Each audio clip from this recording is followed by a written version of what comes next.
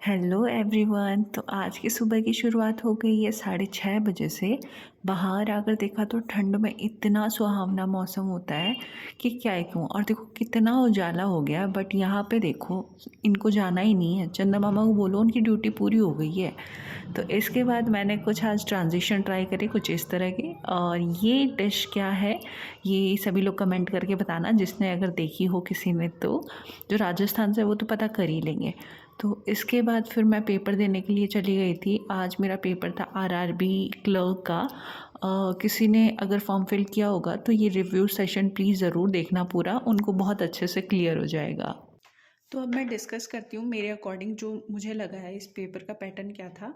देखो, RRB clerk के अंदर अभी 16 शिफ्ट्स होगी और नॉर्मलाइजेशन डेफिनेटली होगा और अच्छे खासे लेवल का होगा वो भी। तो पेपर ऑल अराउंड अगर मैं बोलूँ पेपर कैसा आया था तो वो इजी टू मॉडरेट था। बहुत ज़्यादा इजी नहीं था, कुछ बीच में क्वेश्चंस थे जो आपका टाइम कंज्यूमिंग कर रहे थे। सीक्वेंसेस का अगर मैं बताऊं तो रीजनिंग, उसके बाद में क्वांट आई थी। रीजनिंग के अंदर आपके 40 क्वेश्चंस होते हैं, सेम विथ क्वांट। क्वांट में भी आपके 40 क्वेश्चंस होते हैं। 25 मिनट मिलते हैं आपको रीजनिंग में 40 क्वेश्चंस को अटैम्प्ट करने के लिए। और क्वांट के अंदर आपको सिर्फ 20 मिनट्स मिलते हैं 40 क्वेश्चंस को अटैम्प्ट करने के लिए। तो ऑब्वियस सी बात है कि 40 क्वेश्चंस अगर आपको 25 मिनट या 20 मिनट्स में अगर आपको करना है तो इस पेपर के अंदर टाइम का बहुत बड़ा रोल होता है, आपकी स्पीड का बहुत बड़ा रोल होता है। तो उस अकॉर्डिंग अगर मैं कहूँ तो ये पेपर थोड़ा सा टाइम मैनेजमेंट वाला ही था। ऐसा नहीं था कि आप वन गो में सारे ही क्वेश्चंस कर दो। हाँ, कुछ कुछ जो थे वो ट्रिकी थे, उनको थोड़ा सा समझने में टाइम लग रहा था। क्वेश्चंस कौन कौन से आए थे, किस किस पैटर्न पे आए थे वो बताती हूँ। एक हमारा था रेक्टेंगल के ऊपर, मतलब 8% का क्वेश्चन था रेक्टेंगल का, जिसके अंदर इन और आउट फेस था।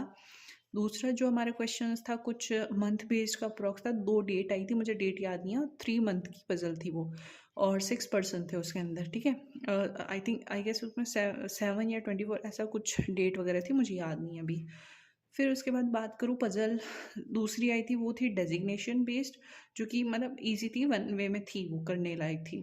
ऑर्डर रैंकिंग के क्वेश्चंस आए थे, 3 क्वेश्चंस आए थे। चाइनीज़ कोडिंग का आया था जो कि इजी था। और वर्ड सीरीज़ के भी आई गेस 5 क्वेश्चन, 4 या 5 क्वेश्चन थे, ठीक है। इनइक्वालिटी से आया था, सिलॉग से आया था, वर्ड पेयरिंग आया था, और ऑड वन आउट वाला भी था।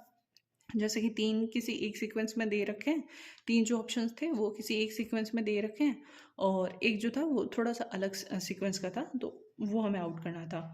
ब्लड रिलेशन का भी था। ब्लड रिलेशन में आई गेस 3 क्वेश्चंस थे, वो थोड़े से जो आरआरबी का जो लेवल होता है उसके अकॉर्डिंग थोड़ा सा लेवल अच्छा था, मतलब सोचने वाला था, टाइम कंज्यूमिंग हल्का सा था वो। उसके बाद हम शिफ्ट होते हैं क्वांट। क्वांट के अंदर हमारे 14 क्वेश्चंस करीबन सिंप्लीफिकेशन के थे, और रॉन्ग नंबर सीरीज़ के भी क्वेश्चंस थे। 2 से 3 आई गेस डीआई आई थी, जो कि मैंने पूरी तरह से छोड़ दी थी। तो ये कुछ क्वेश्चंस थे जो मुझे जहाँ तक याद रहे हैं वो मैंने नोट डाउन कर लिए थे। तो ये हमारे क्वेश्चंस आए थे। अब मैं आपको बताती हूँ मेरा पेपर का अटैम्प्ट और पोर्शन क्या रहा है। तो मुझे ये कहीं से आरआरबी का ना नोटिफिकेशन पता चला था, तो मैंने उस टाइम पे फॉर्म फिल कर दिया। और मुझे लगा था ठीक है, मैं तो रीजनिंग आएगी, मैं अच्छे से प्रिपेयर कर लूँगी। बट मुझे ये नहीं पता था कि ये इतने से मिनट में आपको कंप्लीट करनी होती है। लाइक इसके लिए आपको 40 क्वेश्चंस के लिए 25 या 20 मिनट्स ही मिलते हैं। ये मुझे अवेयरनेस नहीं थी, इस वजह से तब तो मैंने फॉर्म भर दिया। उसके बाद फिर मैंने कहा चलो कोई नहीं, फिर भी हम कर सकते हैं, क्योंकि उस टाइम पे और कोई एग्ज़ाम्स नहीं आई हुई थी मेरे।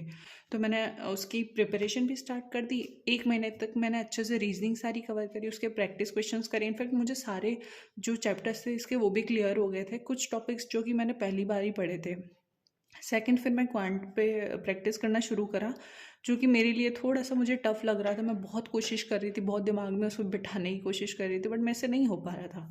और उसी टाइम पे हमारे ईएमआरएस का भी आ गया था, उस टाइम ऑलमोस्ट नोटिफिकेशन आ गया था, फॉर्म भी फिल कर दिया था। और इसके चक्कर में मेरी जो ईएमआरएस की है, जो कि थ्योरी बेस्ड टॉपिक्स होते हैं, कंसेप्चुअल होते हैं, जो जिनमें मैं अच्छा कर सकती हूँ, वो भी मेरा छूट जाएगा। तो इस वजह से फिर मैंने एक दिन थोड़ा सा पॉज़ लिया, वरना मैं करीबन 15-20 दिनों से इस क्वांट के पीछे से भाग रही थी। बार बार इसे दिमाग में बिठाने की कोशिश कर रही थी, फिर नहीं आ रहा था तो डीमोटिवेट हो जा रही थी। तो इस तरीके से थोड़ा फ्रस्ट्रेटेड हो गई थी। तो फिर मैंने सोचा कि चलो ठीक है, इसको एक बार को साइड में रहने देते हैं, हम अपना जिसमें अच्छे हैं वही वापस उसी को और अच्छा करते हैं। तो फिर मैंने करी ईएमआरएस की प्रिपरेशन, और इनफैक्ट मतलब ये 1.5 महीना मैंने बहुत अच्छा कुछ पढ़ लिया, रेदर देन कि मैं इस 1.5 महीने में इतना सा भी अच्छे से कवर नहीं कर पा रही थी इस फील्ड के अंदर, जबकि मैंने अपने फील्ड में 1.5 महीने में बहुत अच्छा कर लिया है।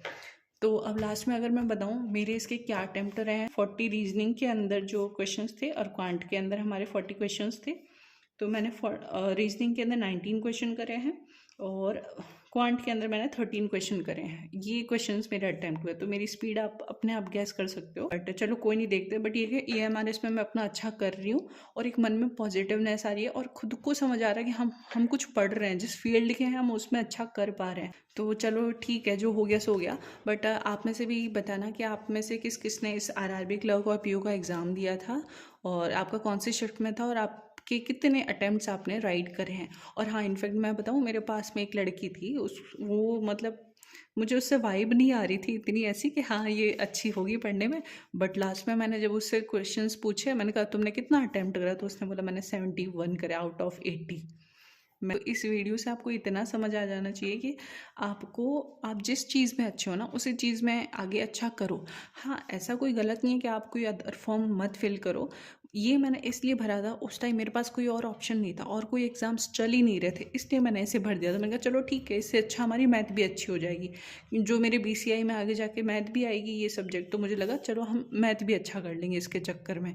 बट ये कि थोड़ा डीमोटिवेट हो रही थी मैं इस पेपर में, इसलिए मैंने इसे लेफ्ट कर दिया। Thank you.